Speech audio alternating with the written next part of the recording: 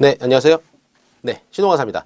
자, 이제 우리가 그 2018년도 대비 보세사 이제 강의를 시작하게 됩니다. 그래서 첫 번째 시간 같은 경우에는 이 보세사란 무엇인가에 대해서 알아볼 거예요. 그래서 보세사 시험을 이제 준비하기 위해서는 어떻게 해야 되는지, 그 다음에 보세사 과목은 도대체 무엇인지에 대해서 알아보도록 하겠습니다. 자, 보시면은 그 보세사죠. 여러분 준비하는 게 보세사. 보세사 같은 경우에는 먼저 시험 과목부터 알아볼게요. 보세사 같은 경우에는 첫 번째 1교시가 수출입, 통관, 실무. 그 다음에 2교시가 보세구역 관리. 그 다음에 3교시가 화물 관리. 4교시가 수출입 안전관리. 5교시가 자율관리 및 관세 벌칙입니다.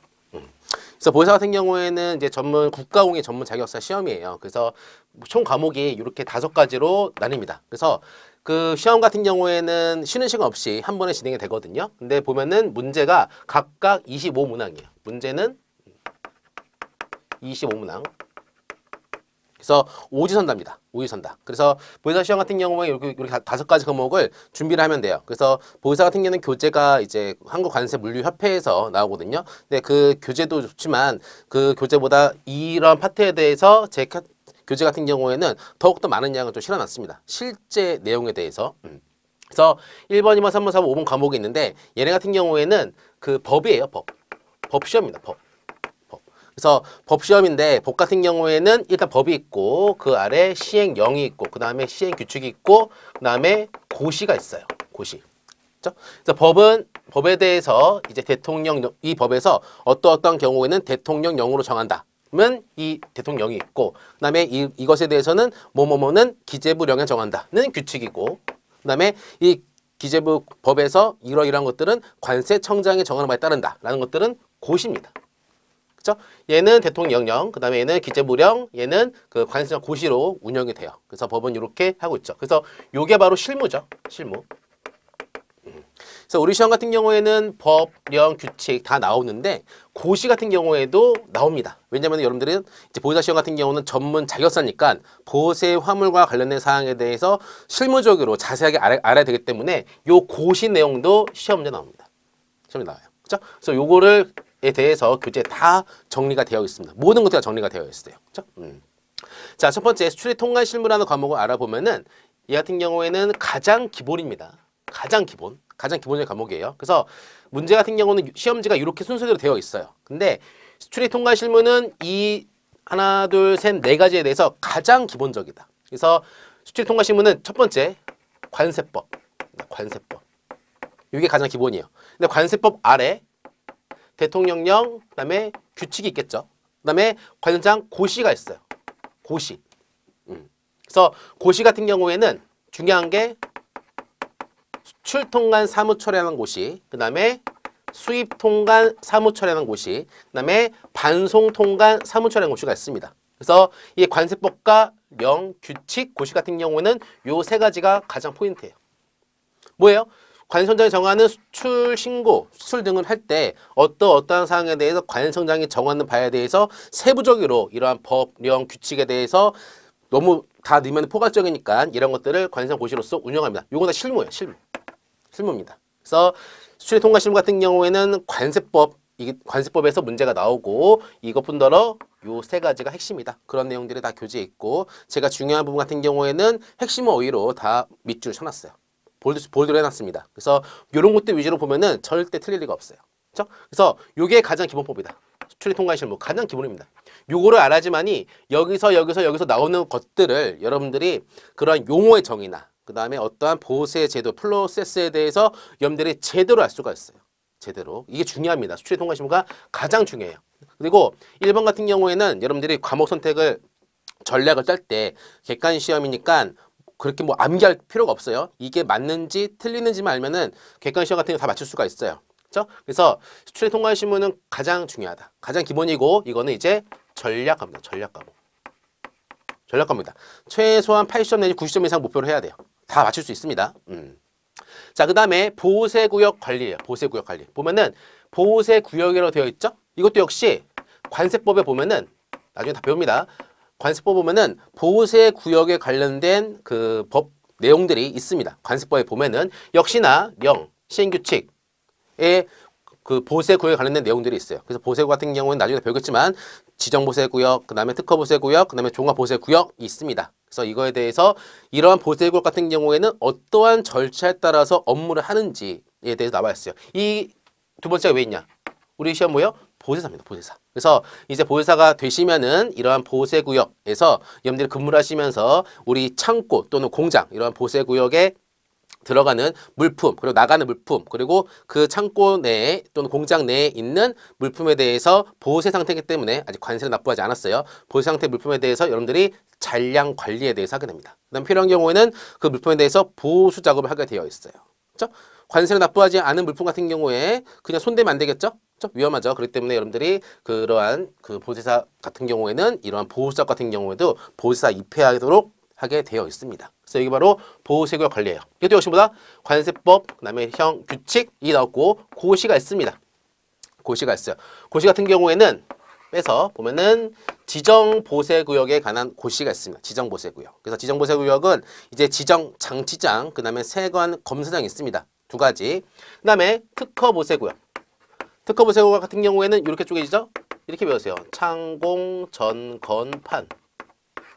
이렇게 문제가 나오더라고요. 특허보세구역으로서 맞지 않는 것은 이런 문제 나옵니다. 그래서 창공, 점검판 이렇게 외우세요. 첫 창은 뭐냐? 보세 창고. 1번적인 거죠. 창고. 그 다음에 공 같은 경우에는 보세 공장. 그 다음에 보세 전시장. 그 킨텍스 같은 것들. 코엑스나 킨텍스. 보세 전시장. 그 다음에 뭐 보세 건설장. 그렇죠? 우리가 이제 그 어디입니까? 거제도 같은 데서 이제 선박들을 우리가 수조해서 만들어요. 보면은 거의 다 보세 건설장입니다. 그래서 더욱 물품들을 다 만든 다음에 그 관세 납부하지 않은 데서 물품을 다 만든 다음에 그거에 대해서 그 반도체 공장 같은 경우에 그 시설 기자재들을 일단 다 들어온 다음에 물품을 다 만들어 놓고 설비를 다 만들어 놓고 나중에 한 번에 수입 통화하게 됩니다. 그게 바로 보세 건설장.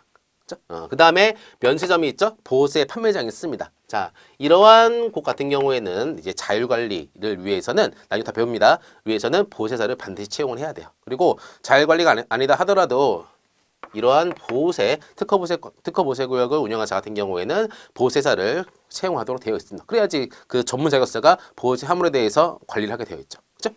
그래서 특허보세구역에 관한 고시가 있습니다. 그 다음에 종합보세구역이 있어요. 종합보세구역은 뭐냐? 이러한 5가지의 뭐냐는데 이제 기능. 창고라는 기능, 공장이라는 기능, 등등등등에 대해서 2가지 이상의 기능을 수행하는 곳들을 우리는 이제 종합보세구역이라고 합니다. 종합보세구역. 그다음에 그 종합보세구역 같은 경우에는 내부에 뭐가 있냐? 종합보세 사업장이 있어요. 종합보세 사업장이 있습니다. 그래서 이런 것들을 관리하는 자도 보다 다 보세사다. 보세사. 그렇죠? 됐네요. 그래서 지정보세구역, 특허보세구역, 종합보세구역에 대한 고시가 있습니다. 이게 가장 중요합니다. 이것도 역시 관세청장 고시로 운영이 됩니다. 여기까지 시험 범위. 그렇죠? 자, 그 다음에 화물 관리라고 되어 있어요. 자, 저는 이 화물 관리에서 괄호를 하고 있습니다. 보세 화물 관리라고. 보세 화물 관리. 자, 일단 보세 구역에 대해서는 이 두 번째 과목에서 다 배웁니다. 근데 세 번째 과목 같은 경우는 이제 화물 관리죠. 자, 그러면은 이 보세 구역을 이렇게 칩시다. 이렇게. 보세 구역. 자, 보세 구역에 물품이 반입이 될 때, 그다음에 물품을 장치를 할 때, 물품을 수입 통관이 완료되면은 이제 물품을 반출할 수가 있습니다. 자, 반입, 장치, 반출. 그다음에 이 장치 같은 경우에는 왼종일 보세 구역에 있을 수가 없어요. 일정한 기한이 있습니다. 일정한 기한. 빨리빨리 통과시키라 그거예요. 왜냐? 계속 물품이 쌓인다. 그럼 보세 구역이 터져버리잖아요. 그러면은 물품에 대한 그 관리가 어렵다는 뜻에서 체화 관리를 위해서 언제까지 계속 있을 수가 없습니다. 때문에 이것에 대해서 나중에 이러한 잔량 관리도 해야 되고, 그 다음에 그 보세 구역의 장치 기간이 지나면은 그걸 이제 체화라고 하거든요. 체화. 그다음에 체화 관련해가지고 체화가 일어난다. 그러면은 체화가 되기 전에 이 물품을 맡긴 화주한테 연락해줘야 돼요. 반출 빨리 하세요. 라고 반출. 반출 안 하면은 나중에 장치 신기간이 경과되면은 세관장에 와가지고 이 물품을 그냥 팔아버립니다. 라고 합니다. 그렇죠? 그래서 이런 것들, 보세 화물에 대한 것들. 그 다음에 여기에 물품이 들어왔습니다. 반입이 됐어요. 근데 여기에 이제 옷이 들어왔습니다. 옷이에요. 옷인데 웬걸? 여기에 이제 그 원산지 표시가 안 되어 있는 거야. 안 되어 있습니다. 그러면 이제 그 박음질로 라벨링을 해야겠죠? 그러면은 제가 아까 뭐라 했어요? 보수 작업, 이런 걸 이제 보수 작업이라고 합니다. 보수 작업. 근데 그냥 아무나 들어가지고 여기다가 아직 관세를 납부하지 물품에 대다가 라벨링을 한다? 절대 안 됩니다. 절대 안 돼요. 그죠? 함부로 들어갈 수가 없어요. 그러니까 보세 창고가 이제 운영이 되는 거고 보수가 관리하는 겁니다. 자, 이러한 보수 작업을 할 때 이 물품에 대해서 누가 가져가지 않나, 이 물품에 대해서 훼손시키지 않나, 아니면 이 물품과 다른 물품을 바꿔치기 하지 않나, 이런 것들에 대해서 보세사가 관리하게 됩니다. 이런 보수 작업에 대한 관리들에 대해서 이제 이게 바로 화물 관리 파트예요. 자, 이것도 역시 관세법의 주된 내용이 있고요. 그 다음에 시행령, 그 다음에 시행규칙, 그다음에 관서장 고시가 있습니다. 이 고시 같은 경우에는 이제 보세 화물 관리에 관한 고시가 있습니다. 보세 화물 관리에 관한 고시가 있어요. 그렇죠? 전반적인 보세 화물에 대해서 어떻게 관리해야 되는지, 반입할 때 어떻게 하는지, 반출할 때 뭘 해야 되는지, 이런 것들에 대해서 내용들이 다 나와 있습니다. 그렇죠? 그다음에 식품류는 어떤 물품들을, 식품 같은 경우 어떠한 보세 창고에 보관을 해야 되는지 등등 다 있어요. 그렇죠? 자, 그다음에 화물 관리에서 또 추가를 할 게 뭐냐면은 이 보세구역에서 이 보세구역으로 있습니다. 두 개가 있어요. 근데 이 보세구역은 인천공항에 있습니다. 그 다음에 이 보세구역은 구로구에 있어요. 근데 이 화주는 이 옆에 바로 있습니다. 근데 이 화주는 인천공항 보세창고에서 수입 통관하기가 싫어요. 그렇기 때문에 물품을 이쪽 보세창고로 옮길 수가 있습니다. 이게 바로 뭐다? 보세운송입니다. 보세운송. 그래서 보세운송 같은 경우는 보세운송업자가 이 물품에 대해서 보세운송 등록 차량을 가지고 운송을 해야 됩니다. 보세. 그렇죠? 왜냐면은 관세 납부하지 않은 물품이기 때문에 다른 일반적인 등록되지도 않은 차가 이 물품 운송한다? 그러면 어디 휴게소에서 드린 다음에 물품 바꿔치기 해가지고 들어갈 수도 있어요. 그렇죠? 이런 것들. 그래서 이러한 것들이 뭐다? 보세운송이다. 보세운송 관련된 고시가 있습니다. 보세운송과 관련된 고시가 있어요. 자, 그 다음에 아까 제가 이랬죠. 장치기간이 경과한 경우에는 세관장이 와서 이 물품을 팔고 그 물품 판매된 금액에서 매각된 비용, 매각에 들어간 비용, 그 다음에 관세, 제세 등을 다 이제 체납 처분한다고 했습니다. 그렇죠? 그러면은 이 장치기간이 경과된 부분에 대해서는 매각을 하죠. 세관장이 매각. 나는 세관장은 목표가 뭐예요? 관세를 징수하는 목표입니다. 어떻게든. 자, 그래서 이러한 그 물품에 대해서 관세를 징수할 때 매각하는 절차에 대해서도 고시가 있습니다. 그게 뭐보다 장치기간 채관 부품에 대한 그 매각에 대한 고시가 있습니다. 고시가 있어요. 매각을 할 때는 어떠한 방법으로 하는지, 경매로 하는지, 수의계약을 하는지, 경쟁 입찰을 하는지에 대해서 어떤 방법으로서 하는지에 대해서 나와 있습니다. 그러니까 여러분들이 이제 어딥니까? 관세청 이제 게시판에 가보면은 이제 세관 게시판이나 관세청 게시판에 가보면은 공매 물품 목록이라고 되어 있어요. 공매 물품 목록이라고. 그러면 이제 여기에 이제 어떤 화주가 물품을 갖다 놓고 통관에 가지 않는 겁니다. 많아요. 그런 경우 많아요. 관세를 낼 돈이 없어가지고 통관을 안 한 경우도 상당히 많습니다. 그렇죠? 그렇기 때문에 이런 물품에 대해서 세관장에다 매각을 해버린다. 그래서 매각할 때 공고합니다. 이 물품 사가세요라고 공고를 해요. 그렇죠? 그런 것들.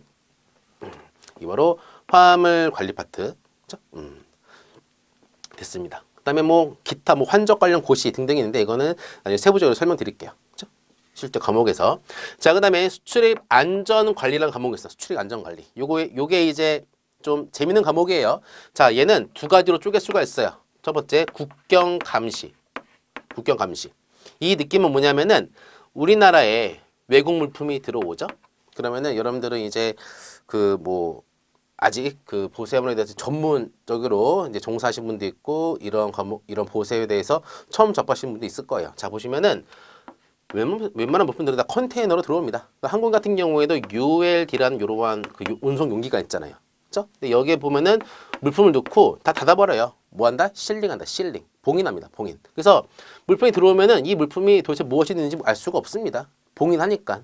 그렇죠? 실제 물품을 이제 화주 공장에 가서 이제 까보니까 컨테이너를 여기에 핵폭탄이 있는지 무슨 공룡이 있는지 무슨 도마뱀이 있는지 호랑이가 있는지 알 수가 없어요. 알 수가 없습니다.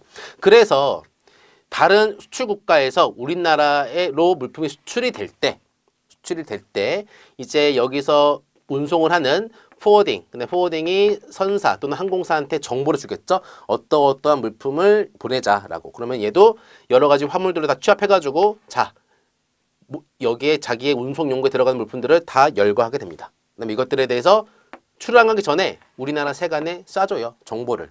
그게 바로 적하 목록입니다. 이 내가 운송하는 운송수단에 어떤 물품이 있는지 알려줄게, 세관아. 그러면 우리나라 세관에서 여기는 세관 공무원들이 정보과 또는 심사과에서 이런 물품이 들어오면은 미리 아는 거잖아요. 그래서 미리 알기 때문에 이 물품이 들어오는데 이 물품을 주로 수입하는 화주는 예전 그리고 지난달 그리고 어제 수입할 때도 항상 물품이 정보는 뭐 모피라고 되어 있는데 실제 물품 보면은 모피가 아니라 무슨 뭐 가죽 진짜 모르니까 어떤 게 들어 있는지 모르니까 가죽이 들어있는 겁니다. 그런 것들이 다 걸리게 되어 있어요. 그렇게 우범성이 많은 화물 같은 경우는 세관에서 정보를 딱 듣고 아 좋았어 이 물품 우리가 들어오면은 바로 검사를 잡아버려야지. 관리대상 화물로서 검사를 잡아버려야지. 실제 컨테이너 깐 다음에 물품들을 다 확인해봐야지. 그리고 어떤 것들은 관사가 수입 신고를 하게 되면은 이 물품에 대해서 서류 제출로 돌려야겠지. 근데 아무런 이상이 없으면은 관사가 신고를 하게 되면은 그냥 수리를 해주고 관세만 낸다면은. 그래서 이런 것들 적하 목록을 전송해 냅니다. 그래서 예전에 이제 사전 적하 목록 제도가 이제 활성화됐어요. 전 세계적으로. 그래서 우리나라 세관 같은 경우에는 뭐 내일 또는 내일 모레 어떠한 물품이 들어올지 다 압니다. 가장 먼저 알아요. 가장 먼저 압니다. 그래서 그런 것들 감시. 그래서 이것에 대한 고시는 관상고시는 적하 목록에 관한 고시가 있습니다. 적하 목록. 그래서 고시명은 그 하선 하기에 관한 고시가 있어. 하선 또는 하기. 물품을 내리고 배에서 내리고 물품을 이제 항공에 내리는 하선 하기 및 적재에 관한 고시가 있습니다. 이 내용들. 그다음에 두 번째 파트가 있어요. 얘는 뭐다? AO입니다. AO. 자, 우리 AO 같은 경우에는 이제 뭐 수출자, 그리고 수입자, 그다음에 선사, 항공사, 포워딩, 그다음에 그 보세 창고, 보세구역 운영인, 그다음에 보세 운송업자, 또 뭐 있나요? 관세사, 그다음에 또 뭐 있죠? 선사였나요? 그다음에 하역사. 이렇게 그 공급망에 대해서 AO 공인 기준이 있어요. 이게 바로 공급망입니다. 물류에 대한 공급망. 물류가 들어갈 때 수출자로부터 수입자까지 보면은 물품을 내륙 트럭킹하고 그다음에 관사가 통관하고 그다음에 선박도 항공기에 물품을 실어 나르고 그다음에 물품을 또 내리고 그다음에 또 관사가 통관하고 이런 모든 물류 공급망에 대해서 AO 인증 기준이 있습니다. 자, AO 같은 경우는 이 과목 때 자세하게 설명드릴 거예요. 그래서 AO는 뭐냐면은 이제 WCO에서 이제 맞는 겁니다. 9.11 테러 이후로서 보면 아까 보신 것처럼 뭐 컨테이너에 들어오는데 이 컨테이너에 핵폭탄이 있는지 다 모르잖아요. 그렇기 때문에 애초에 이러한 물류 공급망에 대해서 애초에 사전에 이 기업에 대해서 평가를 하자. 평가를 해가지고 그 평가를 통과하는 경우에는 AO 인증을 주자 그겁니다. 그래서 우리나라만 AO가 있는 게 아니라 미국에는 시티팻 제도, 그 다음에 중국 같은 경우에는 또 AO 제도가 있어요. 일본도 AO 제도 있고, 그렇죠? 전 세계적으로. 그래서 이러한 수출입 안전관리 우수 업체로서 우리나라 같은 경우는 관세 성장의 이제 그 지정을 받으면은 그 업체 같은 경우에는 통관 절차상 특례를 받을 수가 있습니다. 자, 그래서 우리 같은 경우는 시험 파트가 그 9가지 공급망 중에서 보세구역 운영이라고 하죠. 그 다음에 뭡니까? 보세 운송업자. 요 두 가지가 핵심이에요. 요 두 가지가 핵심. 그래서 요것도 역시 그 수출입 안전관리 우수 공인 업체에 관한 고시가 있습니다. 이것도 역시 관내성장 고시예요. 그래서 그 고시 내용들이 우리 시험 범위입니다. 시험 범위예요. 그렇죠? 자, 그다음에 마지막으로서 이제 자율관리 및 관세 벌칙이 있네요. 자율관리는 두 가지로 쪼개집니다. 일반적으로 두 가지로. 첫 번째 뭐냐? 자, 제가 아까 이 보세구역에서 썼던 보세구역 있죠. 보세구역 같은 경우에는 원래 보세 화물은 세관에서 관리를 해야 되는 게 맞는 거예요. 근데 전국의 세관 공무원이 한 3천 몇몇 밖에 없습니다. 그렇죠? 인천공항에만 거의 3분의 1인가요? 2인가요? 거의 절반 정도가 인천공항에서 근무를 하고 우리나라에는 뭐 1,500명이 기타 다른 지역들을 커버하고 있어요. 정말 인력이 부족하죠. 그렇기 때문에 이러한 보세 구역을 운영하는 자를 보세 운송업자나 보세구역 운영이나 그런 자들을 일정한 기준을 충족하는 자한테 이런 보세 구역과 보세 화물에 대해서 너가 한번 관리를 해줘 라고 관성장 또는 세관장이 이제 인정을 해주는 겁니다. 그렇죠? 그런데 정말 그 세관 공무원 인력이 되게 부족하잖아요. 그렇기 때문에 이러한 보세구역이라 할지라도 정말 잘하는 보세구역 같은 경우는 뭘 준다? 자율관리 보세구역이라고 지정을 해줍니다. 자율관리보세구역. 근데 이 자율관리보세구역은 중요한 게 있습니다. 반드시 우리가 공부하고 있는 보세사 자격증을 소지한 자를 이 보세구역을 운영하는 운영이 그 사업자겠죠. 뭐 CJ 대한통운이나 세방이나 그러한 운영인이 보세사를 반드시 채용을 해야 됩니다. 그래야지만 이 전문가가 관리하게 되니까 세간이 안심을 하는 거겠지. 그죠? 그래서 보세사, 우리가 배우는 보세사 제도에 관한 고시가 있어요. 좀 이따 볼 겁니다. 그 다음에 이러한 보세사를 쓴 경우에는 이러한 자율관리 보세구역에 관한 또 고시가 있습니다. 보세사 제도에 관한 고시, 자율관리 보세구역에 관한 고시가 있어요. 관련 고시가 있습니다. 이 두 가지. 그 다음에 두 번째 개념은 이제 자유무역 지역이 있어요. 프리트레이드 존, 자유무역 지역이 있습니다. 보면 이제 광양에도 있고, 그죠? 그 다음에 뭐 부산에도 있고, 인천공항에도 있고, 자유무역 지역이죠. 저도 예전에 인천공항에서 관세로서 일을 할 때, 관세로서 일을 할 때, 자유무역 지역에서 일을 했어요. 자유무역 지역에서. 프리트레이드 존 해가지고. 자유무역 지역은 뭐냐면은, 이러한 일정한 지역을 산업통상자원부 장관이 여기를 자유무역지대로 이제 지정을 합니다. 여기에 이제 물류업체, 창고업체, 관세사, 식당, 뭐 차량 유지업체, 그러니까 주유소 그런 것들이 다 들어가 있습니다. 여기서 물품이 반입이 되면은 여기 내에서 물품들이 왔다 갔다 할 수가 있어요. 왔다 갔다 할 수가 있습니다. 당연히 나올 때는 통관시켜야지. 수입 통관해야지. 왔다 갔다 하면서 요 지역 내부에서 자유로운 물품이나 물류 또 유통 그런 것들이 일어날 수가 있어요. 그게 바로 자유무역 지역. 그래서 이런 자유무역 같은 경우에는 자유무역 지정에 관한 고시가 있고요.